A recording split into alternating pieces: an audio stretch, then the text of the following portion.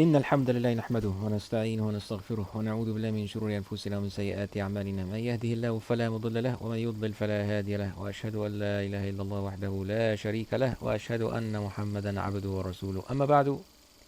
In the next section, Dawkins proceeds on his quest to make Darwinism sound like it is indeed the only realistically plausible explanation for life on Earth being the way that we know it to be. Now, at its very core, as we've explained, and as simply as can possibly be put, Darwinism is the belief that given enough time, all wonders of intricate complexity can come about from absolutely nothing. No order, no system, no purpose, no plan, no information, nothing. Absolute randomness. This is what it all boils down to. Thus, and before we proceed with our commentary on his text, it must be made very clear to every Muslim with interest in biological sciences that there can be no conciliation between that paradigm and Islamic belief in any way whatsoever. Either you believe in an all-wise, all-knowing, all-powerful creator who creates everything in the best form and constitution that fits the exact purpose for which it was made, be it a living thing or an inanimate object, no mutation or modifications needed to make it work better or to make it fit better with its environment. Or you believe in a fundamentally random world where nothing happens for any end, nothing follows any predetermined order, nothing has any intentional purpose or follows any transcendental will to be the way that it is, rather than otherwise, and only by pure chance did anything happen to be, or did things come to be that the way they are. Did things come to be the way they are. Now, these are but two fundamentally opposite belief systems that cannot be reconciled in any reasonable or acceptable manner. Neither Muslims nor naturalists should accept such a reconciliation as theistic evolution in its different forms.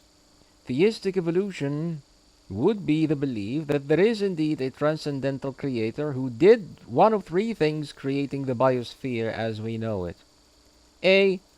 Let the laws of nature that he initiated somehow originate life from inanimate matter and drive its evolution as randomly as the theory claims, through eons of sheer chaos and waste with no purpose, no end, no particular intent for creating or for certain species to emerge when and where they did. B. He let the laws of nature that he started somehow originate life from inanimate matter and drive its evolution as randomly as the theory claims. Okay.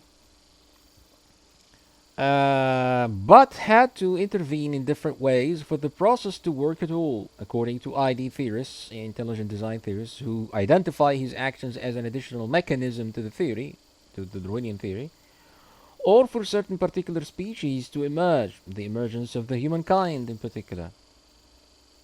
C.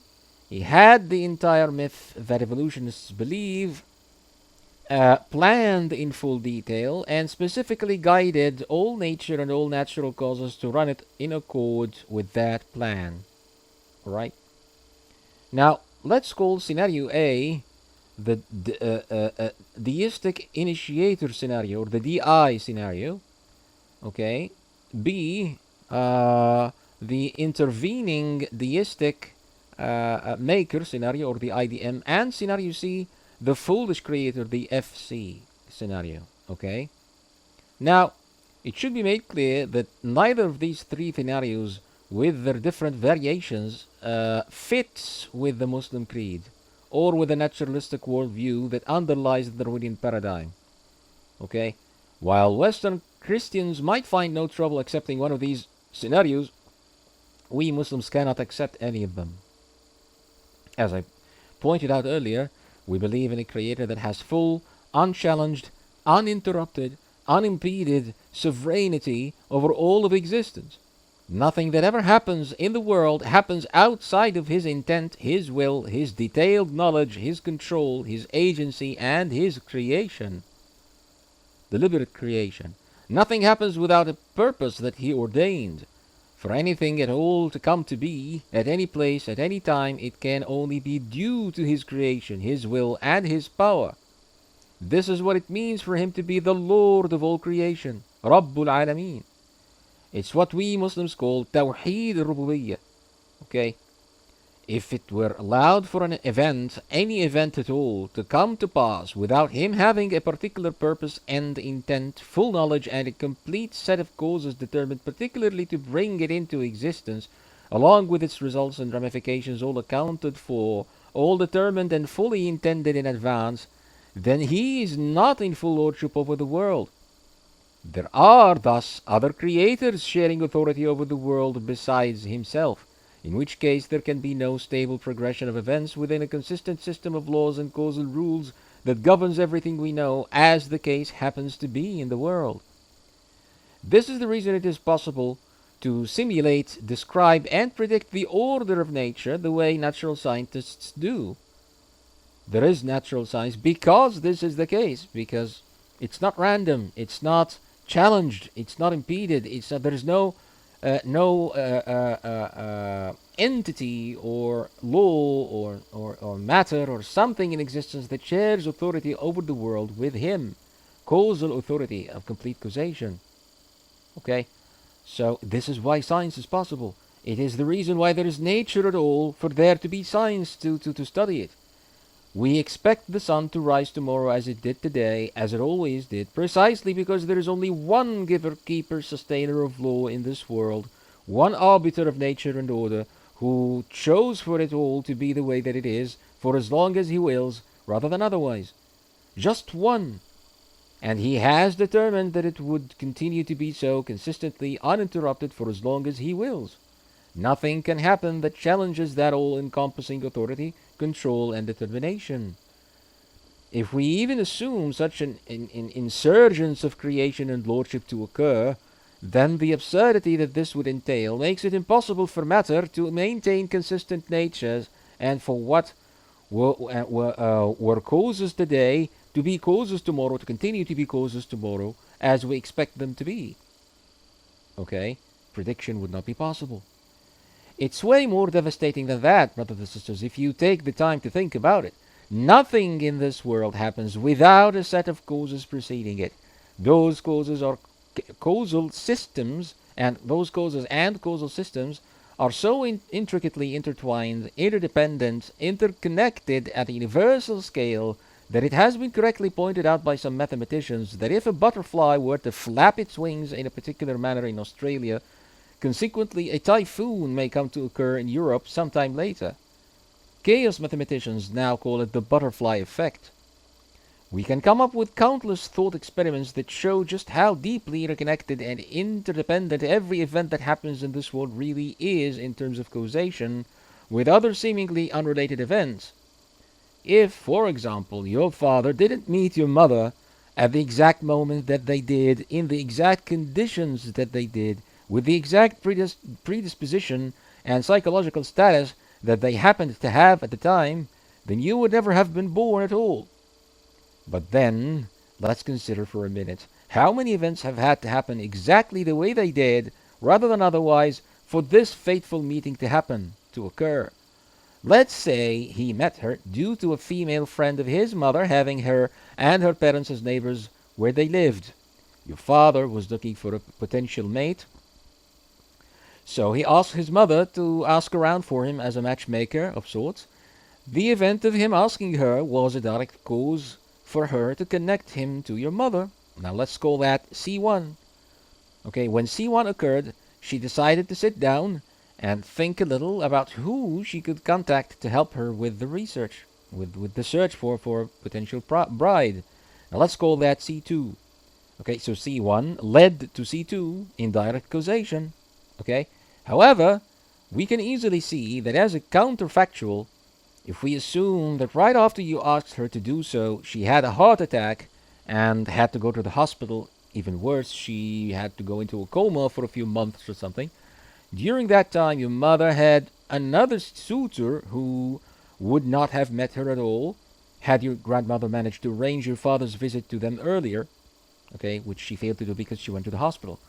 If she agrees to marry that suitor, then there goes your chance for being born. You're not going to get born at all.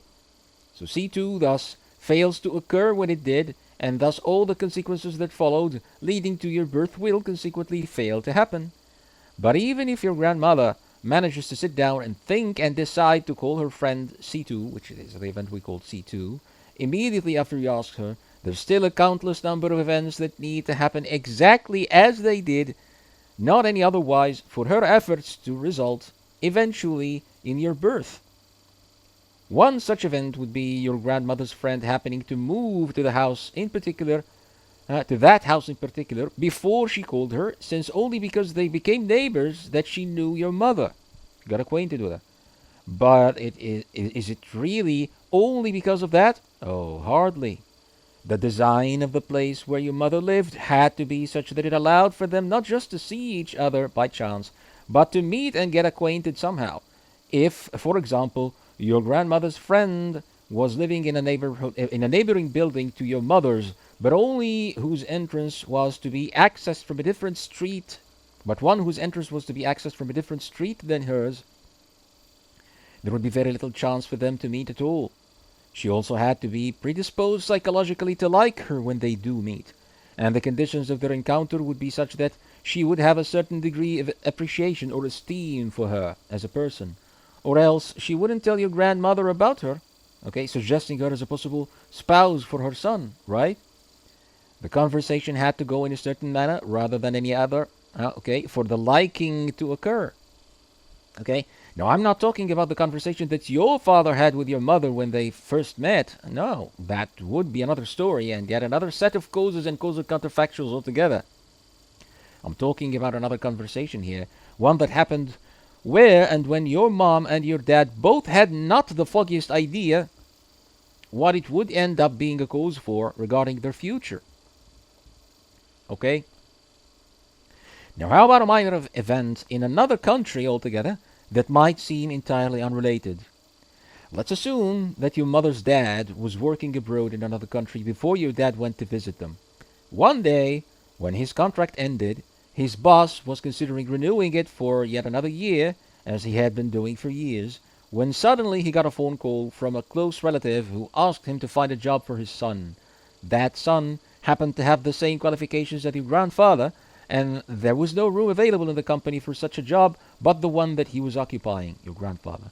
So he figured the only way for him to be able to help at all would be to let your grandfather go, not renew his contract, and hire him in his place, that relative.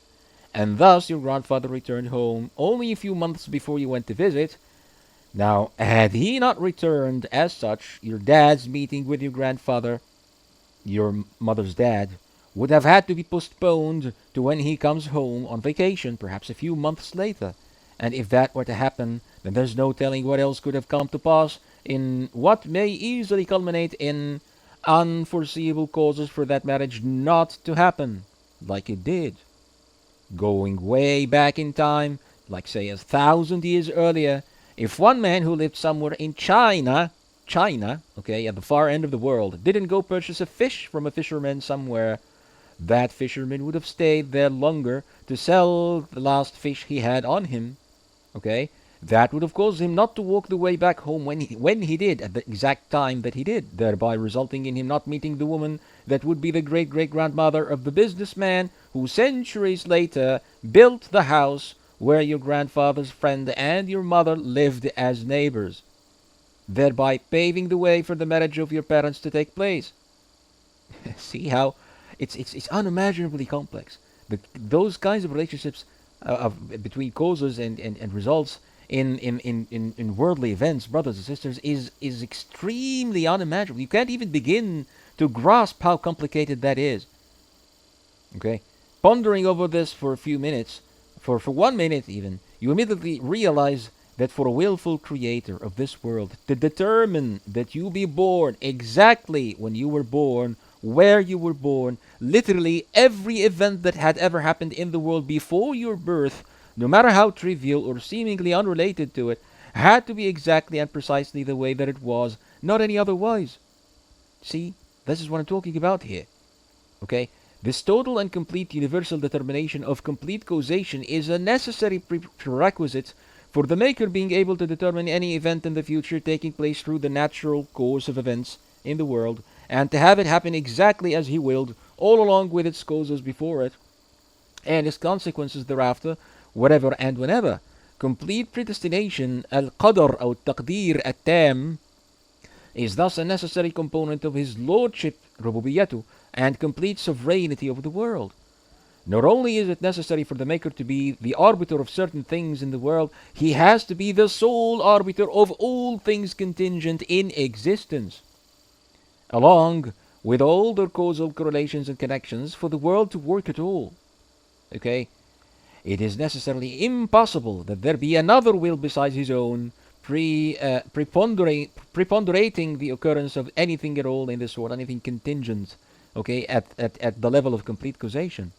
Obviously, the level of knowledge, wisdom, power, and amount of information that is involved in getting things to run the way they do for the purposes and ends they are supposed to achieve by creation is of a scale that we cannot even begin to fathom. Alright? A scale that only the single necessary source of all causes, the uncaused cause himself, is worthy of. Okay, that would be his knowledge and his alone. Now, this brief analysis of complete causation makes it fairly obvious that there can be no such thing as ontological chance at any level in this world, brothers and sisters. At any level.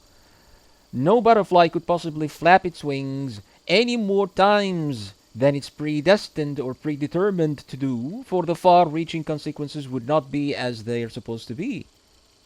Otherwise, the far-reaching consequences would not be as they are supposed to be. Alright? Not a single flap. Not a single molecule of oxygen is to be ingested by a creature more than it's predestined to, or another creature might not come to be altogether. Okay? Now, chance or randomness is only the judgment that a limited creature makes when he witnesses events he had no expectation for, or no correlation or association to make for it. Nothing in nature happens without an unimaginable number of reasons and purposes for it to happen as it did, when it did, where it did, exactly the way that it did. Alright?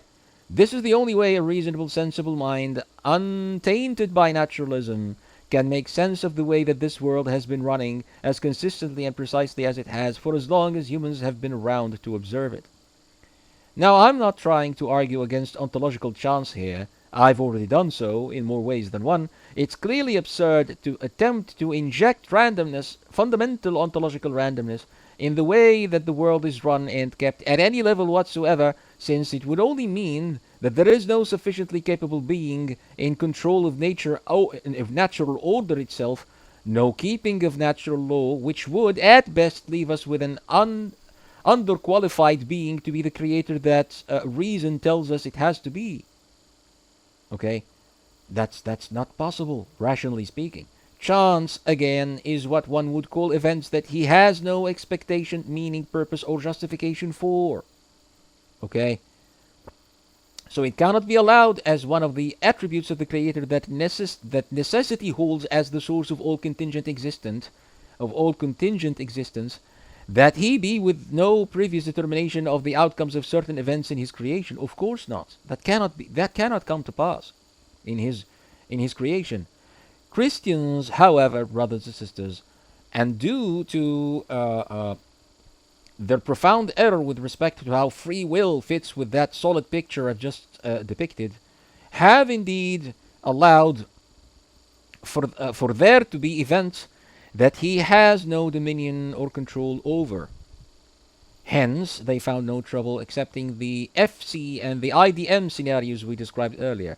Indeed, they even allowed for the DI scenario, the mere deistic initiator. Okay? Seeing as they had already allowed for man to be the creator of his own deeds, with no predestination or predetermination by the Lord whatsoever in this respect, it was thus only a question of degrees. To what extent can we allow for his dominion and sovereignty over worldly events and causes to be shared by other things, by his own leave, supposedly?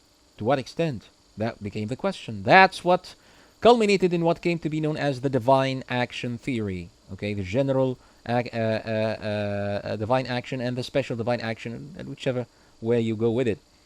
It was only natural that as they attempted to embrace more and more of the naturalistic myth of origin, they ended up dismissing more and more of what they used to believe to be part of his divine action in the world until they ended up inexorably at the level of sheer deism.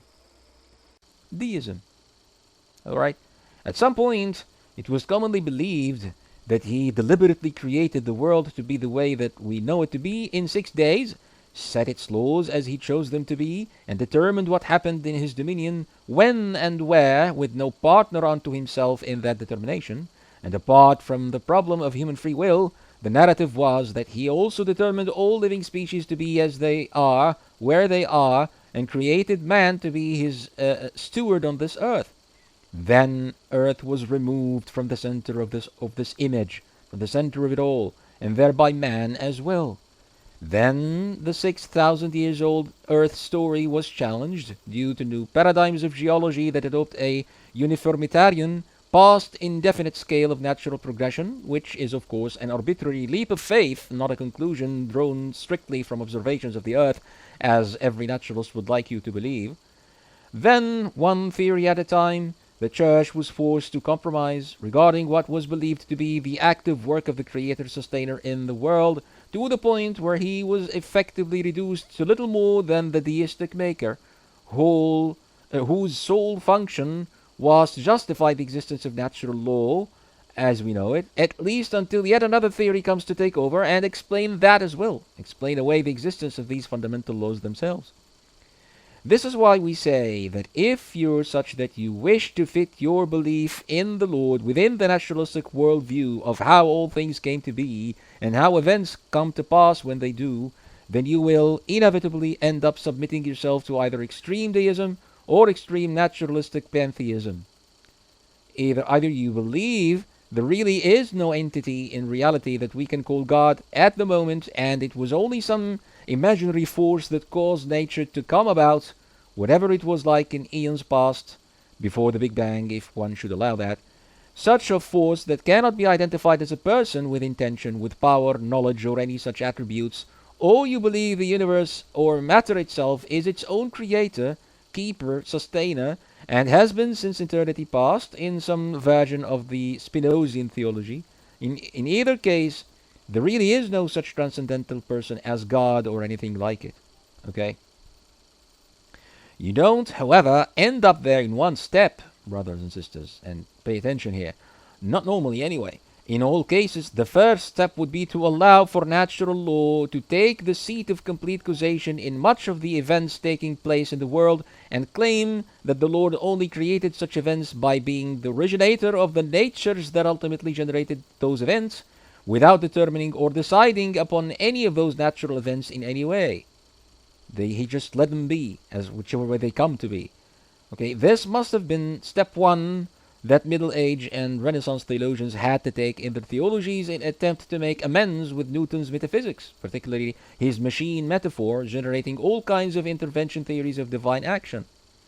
God had to be reduced from the creator of everything we observe, everything we commonly experience, everything that happens around us when it does, to the arbiter of some major past event where the machine was built, okay, its gears put in place, and then it was turned on and left to run independently of his action or will, generating all natural events in a mechanical manner.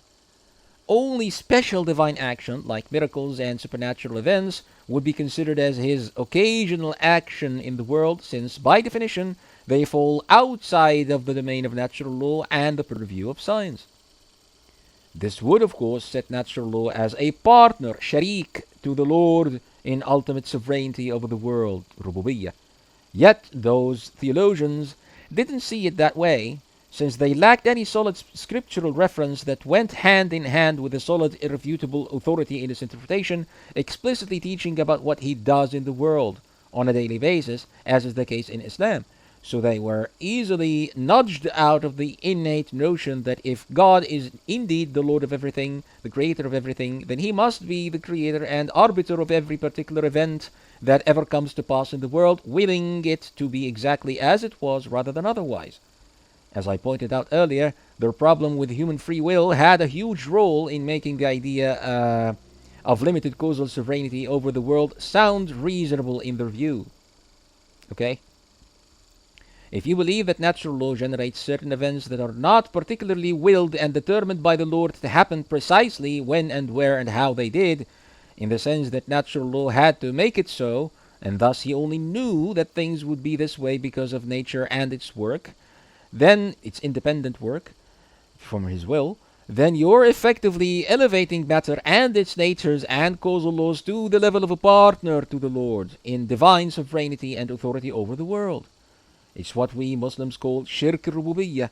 In fact, it renders the Lord as a being who has no true authority over the world in general, but is actually inferior to laws, to its laws, forced to submit to him like everybody else, and can only bring about things that he wills to happen through miracles and supernatural interventions that he happens to create in the world despite these laws and against them. Okay? It's the belief that all causes are ultimately determined by natural law, and only physical causes can be considered as true causes for events in the world. Physical causal closure. Okay? So those theologians who propose interventionist divine action theories are actually only attempting to make amends to create a consistent belief system that includes both that physical causal closure as embraced by the machine metaphor and embraced by the physicists of their time and the philosophers of their time, whereas at the same time allowing for the Lord to intervene every now and then and do things that are supernatural or that are external to what the machine is made to work like, to what the machine is made to submit to work as, to function as. Okay? Now, the second step was the introduction of ontological randomness as some part of divine creation. It was natural theology that took that step in the 19th century. If signs of divine design can be seen in intricately created things, complex things like the human eye, as opposed to things we can see no particular purpose for, like a blunt rock, for example, a simple rock thrown somewhere in the desert, then it's okay to believe that there are indeed things that only exist as they are, where they are, for no particular purpose or end in God's plan, okay, so to speak. No teleology, to use the technical term here. The teleological argument for the existence of God would thus proceed to show that if we can tell that X has several distinct functional parts or components, organs, as you may, compared to some blunt rock in the desert, then X is designed as opposed to that rock. Okay? Should it thus follow that the rock is not designed? The theologian would find no issue whatsoever with accepting this. Oh yeah, he would say, yes, it's not designed. What kind of design are you talking about? It's random. It has random features. It's this way because of natural events that have been taking place for centuries, and with no particular intent or purpose underlying things being the way that they are with that rock. Okay? The theologian would find no issue whatsoever with that. That wouldn't be the same thing as admitting that it's not created at all, mind you, since the theologian believes, of course, that the whole world was created by God initially. It would, however, mean that there are indeed things in the world that exist by creation for no particular purpose, end, or wisdom in the Lord's knowledge. Okay? They just happened to be generated by the laws of nature in no predetermined form as and end up being the way that they are. Creation fillers, so to speak. Alright? So it can be said that natural theology was indeed the origin of the idea of a random generator in God's creation. That's where the idea comes from originally. The idea that arguably inspired Charles Darwin with his notion of random mutation and of blind natural selection. Ontological randomness was handed to him on a silver platter, so to speak, by theologians of his time. If it is conceivable, theologically speaking, that God would only bother to design certain things in his creation and leave much else undesigned, okay, to just exist and take form randomly through blind, unguided forces of nature, then why not argue that all life forms, all living species were indeed generated through a very long history of accumulated random events, where only those organisms that happened to have what it takes to survive did survive, and pass on those traits for further random mutations and fundamentally chaotic changes to generate the variety that we see today? Why not uphold such a belief then? Obviously, following the reasoning that the teleological argument brought to the table, there can be no sense in saying that the theistic explanation of the biosphere being the way that it is any better than the naturalistic explanation, okay, thereof.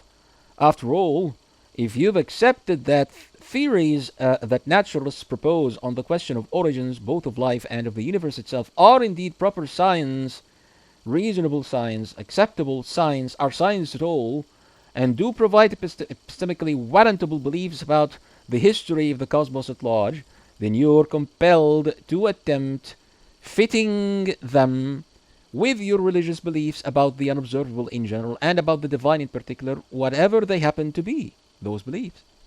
This is basically the bottom line of the science-religion problem in modern times, brothers and sisters.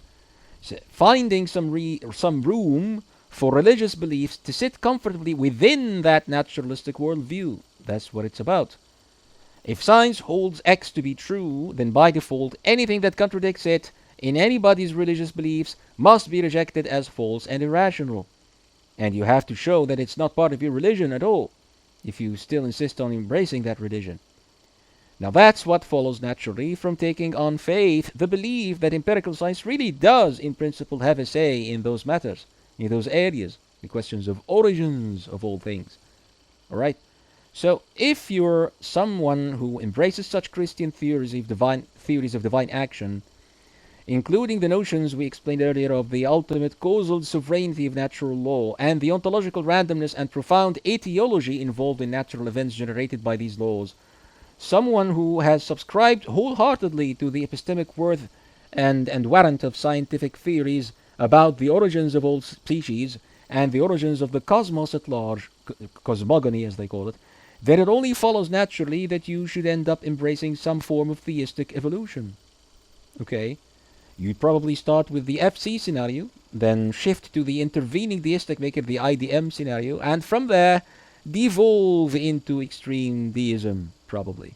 The next step would probably be some form of agnosticism afterwards, as Darwin himself devolved in his own personal beliefs from some form of Christianity to some stance of deism along the way, ending up as a pure agnostic before his death. Okay? Now, I may not need to explain the belief that the Maker only created the initial laws and their initial conditions and then let everything run on its own in what I called the deistic initiator scenario. I don't need to explain that. There really is no divine action there to consider at all. That Maker is not even a person that can be worshipped at all. It's not even to be identified as a maker, ultimately. There's no making here. Making implies intention, implies will, implies power, implies doing. There's a deed. There's someone doing something, right? He's making something to happen. Okay? But if indeed you're embracing that view of an ultimately deistic entity or ultimately deistic cause underlying the existence of the world and it running the way that it runs according to the naturalistic worldview, then there's no making at all. There's no person who does anything for that matter. There's no creation even. Okay? There really is no divine action to consider. That Maker is not even a person that can be worshipped. It's not even to be identified as a Maker ultimately. The core problem, brothers and sisters, that naturalists have with the belief in a Creator is with his personhood. With his being a person. Okay? Not with the abstract notion of the cosmos having been initiated somehow by some mystic force in the distant past. No, they have no problem with that. Most of them are willing to accept that abstract notion somehow.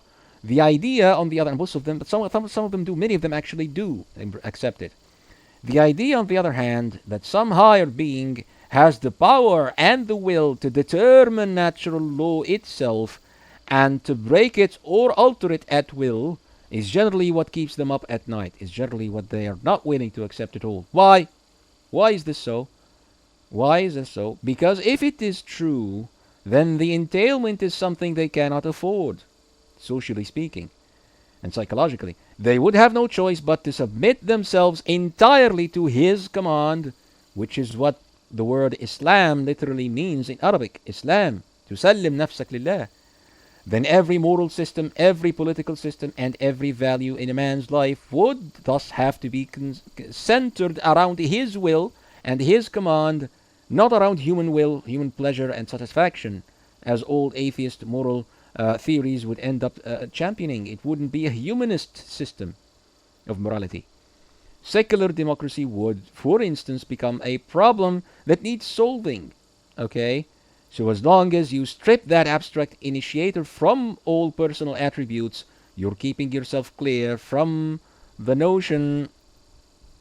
As long as you strip that abstract initiator from all personal attributes, from being a person, okay, you're keeping yourself clear from the notion of having to change your own life to such a degree you will have to not be yourself anymore, to be someone else with an entirely different lifestyle. Now, it's way more comfortable as it is, isn't it? It's way more comfortable to keep things as they are. Okay, that's what it's all about, brothers and sisters. That's what really keeps millions of people from accepting the obvious truth all around the world. They just can't think of themselves having to deal with the consequences of admitting the truth. So they rationalize. They explain things away. And what better way or more effective to do that than appeal to science? If science says it, then it's the truth, right? And in modern science, as the Academy would define it, there can be no room for some willful being who keeps all natures and causal laws in place by his creative power and his intent, who owns everything and to whom every human being who was ever born would stand accountable. A being that places strict bounds and limits by his own choice to what we humans can and cannot do. A being who has the power and the authority to punish us in the afterlife if we do not comply with his will. Now, naturalism is the place to go if you wish to embrace some form of epistemic warrant for your rejection of that notion. Okay, it's what it's there for. It's what it's there for. It's what it was made for, originally. This is the historical reason why philosophers were and still are charged with the will and determination to leave nothing out of reach of science or of physics and metaphysics, as ancient philosophers would call it. Today it's known as science, but that's not what it was called centuries earlier. Now, nothing at all should be left outside of the purview of science. A question cannot be answered at all if it cannot be addressed by philosophy and now by science. Right? No matter the magnitude or the subject matter of that question. It's not even reasonable to ask it if that would be the case. Now, the purpose of ontological theories, physics, metaphysics, science, whatsoever, is precisely to leave the philosopher on top of the submission ladder in human civilization. The submission ladder? What is that? Well, it's the question of who follows whom. Who follows whom? Who takes the lead epistemically and intellectually? Okay? If anybody is supposed to follow anybody else, it's the people who should follow the philosopher, thanks to the epistemic authority that every subject matter of his theories give him, that the very subject matter of his theories give him. After all, he's the one who has the tools to address all the big questions of existence and to save people from blind following, right? For millennia, that's what the job of a philosopher was until he was eventually named a scientist in the 19th century. And he's still doing the same job, pretty much. So the burden of proof has to fall onto the shoulders of those fools who still insist on believing the world to have been created and is being kept or sustained by an all-knowing, all-powerful, higher being or person who transcends it all. Hence came the notion of divine action theory. By default, everything that ever happens is supposed to be his creation. Nothing ever happens outside of his dominion, his explicit determination, his will and his command. However, the Academy only progresses in the direction of thwarting that notion, leaving it as nothing but baseless fairy tale, and as it stands, and as I've shown, Western Christians have been, sadly, the theological catalysts for that progress all the way through. They are the ones to blame. If we imagine that in the last 1,000 years or so, the West was strictly governed by an Orthodox Muslim state, Okay, a state that really does embrace Islam as it was taught by the Prophet himself, sallallahu alaihi wasallam, like the Khilafah Rashida of the Sahaba, a state which lasted to this day. Then, if that did happen, then by no means would we have reached that miserable state of affairs in Western thought and in Western academia that we see today. Not even close. Science would have been set firmly and strictly apart from the Greek tradition of metaphysical universal theory, from the goal of explaining all of reality, all of time, and all of space, and would have only been employed in useful, productive endeavors that go hand in hand with the notion of full submission and servitude to the Lord of heaven and earth, subhanahu wa ta'ala. It would have been a wise enterprise, okay, much wiser than we think it is. The academy would have looked quite different than it looks today had that been the case. Alas, that's not what Allah had willed for His religion and for its followers. That's not what He had written, okay, predetermined. Now, Christian theologians are the ones to blame for the notion of a willful creator being reduced to a mere designer hypothesis, one that is not even remotely welcome in modern academia anymore.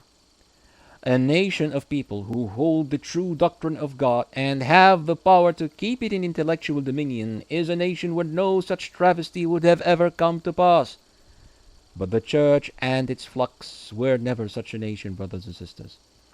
If you understood this concept I'm sketching here, then you would immediately understand why Islam is and always will be the one religion that is hated the most by atheists, seculars, and naturalists all around the world.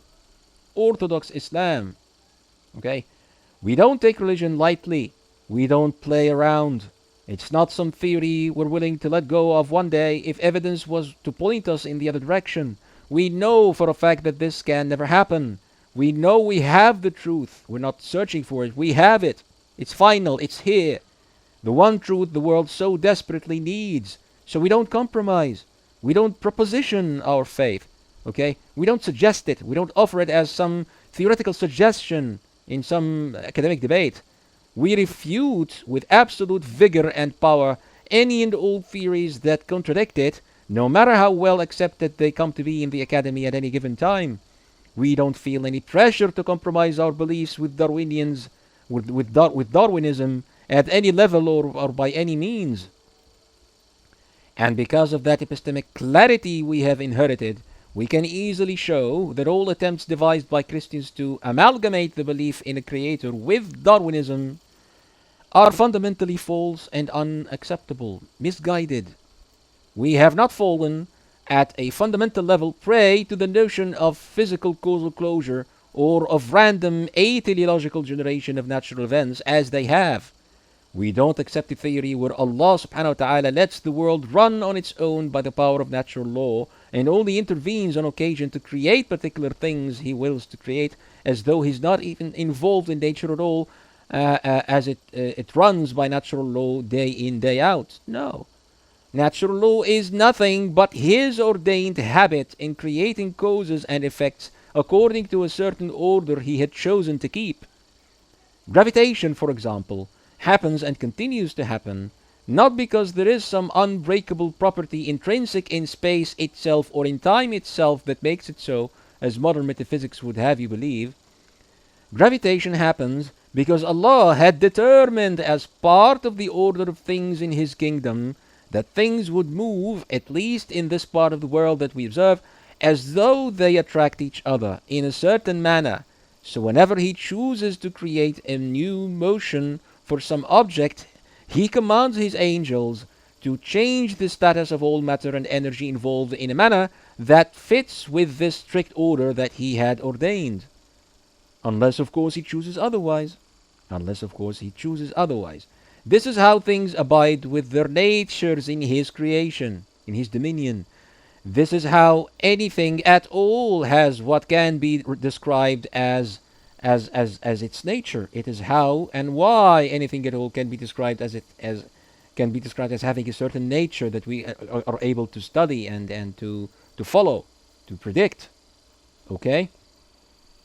At the level of the unobservable ontology of moving things, what can be identified as a gravitational nature in matter is not some kind of an invisible string, okay, as Newton may have imagined, and as his analogy and mathematical simulation would propose. It's not a curvature in some abstract ether that Einstein calls space-time either. No such thing. Okay? A metaphor may look quite sensible and may serve as a vehicle for mathematical simulation and systematic prediction, of course, but it will always remain just that, a metaphor. A metaphor. Okay? A simile. Not a revelation of what really is there in the unobservable realm underlying the physics of our world. No. In reality, nature is but some unobservable property that is kept in place by the work of invisible entities that we call angels in Islam. Okay? Entities that are always actively working by His explicit command. Okay? Commands that are being given to them day in, day out.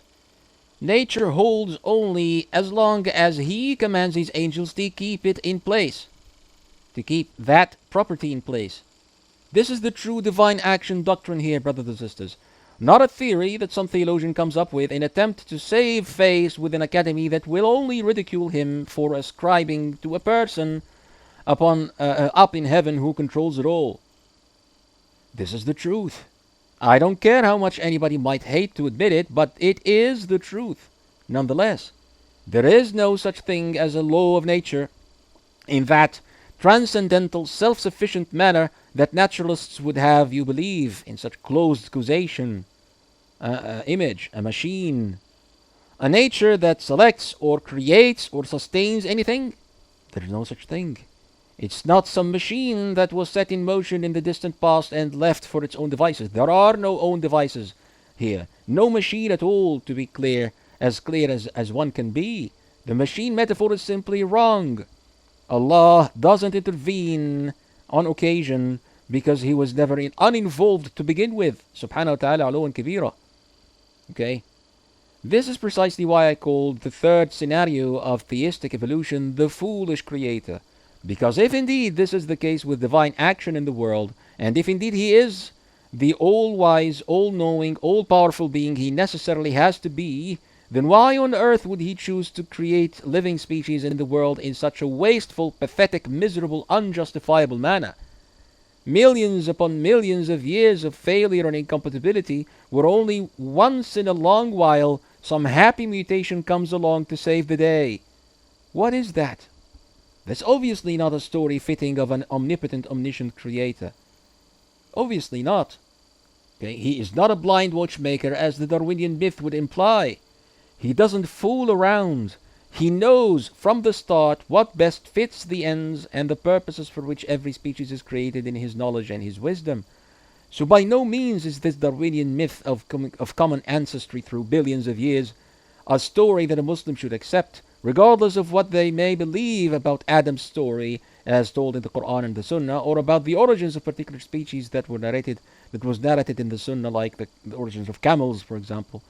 Okay, because some may say, okay, we have no problem accepting, of course, what the Quran and the Sunnah teach about Adam alayhi salam, and we have no problem accepting what the Sunnah teaches about the origins of certain particular species if there happens to be authentic narrations in this respect.